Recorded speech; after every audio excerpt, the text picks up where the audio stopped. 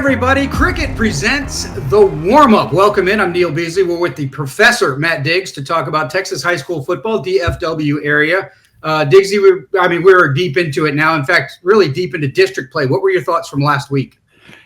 Neil, the parity in 6A right now is incredible. We have 4 or 5 districts where 5, 6, 7 teams are still eligible. Usually we kind of know who the playoff teams are by now. They've kind of delineated themselves. But right now, on any given week, it seems like such a cliche, but it is so true right now. Any given week in 6A, teams are winning, losing back and forth. It's just the little things right now, and every week you got to fixate on those little things and get a little bit better because it is fun football right now. All right, it's time for the lineup. 3 games that you need to know about this week, and we're going to talk about. And really, the first one, Anna Prosper Walnut Grove. It should be a good one. It was a great one last year. In fact, that Anna gave them their only district loss, 3-1 against Forney in district this year. What do you see? I see one of the intangibles of this is that Walnut Grove has had a very easy schedule up until now. The last 3 games are their big ones with Lovejoy and Melissa and Anna, whereas Anna has played a really tough schedule so far. They're already through Lovejoy. They're already through Melissa, and they had a little bit of a tougher non-district schedule. But Walnut Grove, I feel like they are just too deep. When Anna has had to play deep teams like Melissa, they really struggled with the offensive line. They're really good in spots, but when they have to play the bigger teams, and Walnut Grove is probably the biggest team in this district, that's when they start to struggle. I think that Cam Newton is going to have a big game. I think Hayes Hackney is going to throw for 300 yards. I think it's going to be a shootout, but Walnut Grove, I think they're going to win by 2 scores. I think it'll be a fun one. You're right about that. All right, in 6A, there's a fun one in the district here. Rockwall against Forney. Yellow Jackets, Jackrabbits. Rockwall can beat anybody, score a bunch of points, or they might slip up and lose. And Forney just comes off beating Longview last week. Rockwall beat North Crowley. So, anything could happen, I think, in this one, right? Yeah, this is the parity. Both these teams have wins over teams that I've had in my top 5 in the rankings at some point in this season. I think when Forney has played teams with high-powered offenses, they've struggled. When they've kind of played middle-tier offenses where their defense could kind of get in there, they played pretty well. But I think of Lake Highlands, I think of Royce City. Forney struggled with that, and I think if you have a situation where you don't have a defense that can stop Rockwall should be a favorite. I think it's going to be a bit of an upset, especially given what happened last week. As long as Rockwall doesn't have 3 or 4 turnovers that Longview had last week, I think Rockwall is going to win this one. Need Brent Rickert to play well at quarterback, and he's been doing well this year, so we'll see. Waxahachie Indians and Cedar Hill, another district that's incredible from top to bottom. 2-1 against 3-0, but really Cedar Hill 3-0, kind of just now getting to the meat of their district schedule. Yeah, but still, if you look at the standings, Neil, and who's number 1 right now, it's Cedar Hill. Everybody else has a loss other than Cedar Hill, and they're riding high. And I think Waxahachie's a little bit mad about that because of the way the point breakers work. That knocked them down to 3rd place in the district, technically 4th right now because Cedar Hill is 1st. And I think Waxahachie has a statement to make. They really ran the ball well against Mesquite Horn last week. I think that's going to continue with Talon Furlow Strange. Cohen Brown is incredible at wide receiver. We know what Jerry Meyer can do. Jalen Brewster's got to be able to make 2 or 3 game-changing plays if Cedar Hill's going to get an upset. He's going to need a strip sack or something that gets the defense on the board. I don't think they're going to get it. Waxahachie's defense is just too deep. I like Waxahachie to win this one pretty comfortably.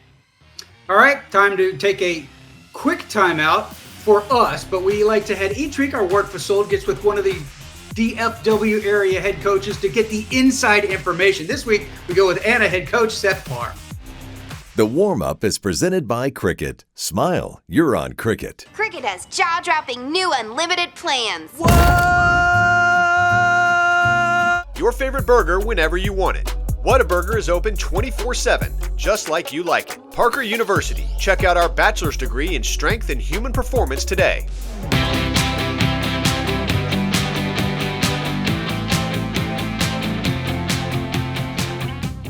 All right, thanks, guys. Yeah, I'm joined by Seth Parr, head coach over there at Anna. And Coach, at 4-5A Division II, you look at it, and you may not be able to say this, but I can say it. There's quite a difference between the haves and have-nots. And you've played a couple of the halves, and you beat one, you lost to one. You're playing a Walnut Grove team that hasn't played any of the halves, and they're getting into that role right now. Does that Do you feel like that's an advantage because you did get challenged with the Melissa team? Obviously, Liberty Christian challenged you. They gave you some comps so you know what you have in tight games. Will that be an advantage for you maybe Friday night against Walnut Grove? Man, I think there's two thoughts of it, right? You are tested, but then you get beaten up a lot of it. And then, grading film is difficult. They've seen us. The advantage for them is they've seen us, but playing, we're having to throw out a lot of stuff to win games, and maybe they don't play a whole game.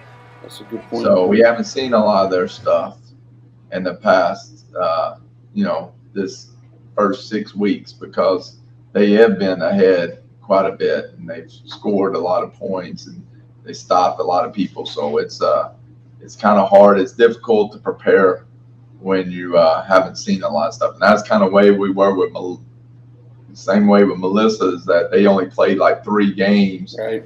And 2 of them they were out by the second quarter, and 1 of them they didn't play on that rainy day. And then the first game they played was a team from New Jersey that didn't do anything that we did. So we were kind of just on the end. They had a whole new defensive coordinator, so we're on the seat. We're flying, trying to put the plane together as we're going. Well, I mean, that is true. But it helps you in film study because you only have to watch one half because they take everybody out. That's right. It goes by real quick. You're out quick. You're fresh in the mind. Well, if they're looking at your film, they're looking at DeAndre, another great season he's putting together here, 17 touchdown passes. He's doing his stuff on the ground. It looks like he's getting the ball out to a lot of different guys as well, including the freshmen out there. Talk about his season so far and how he's really kind of embraced that leadership role. Well, I think the first couple of weeks, we had some receivers out. Michael Kennedy, who has had 2 big games, he didn't play until the first Melissa game, and he was running around there not really knowing if he could catch or not because he broke his collarbone.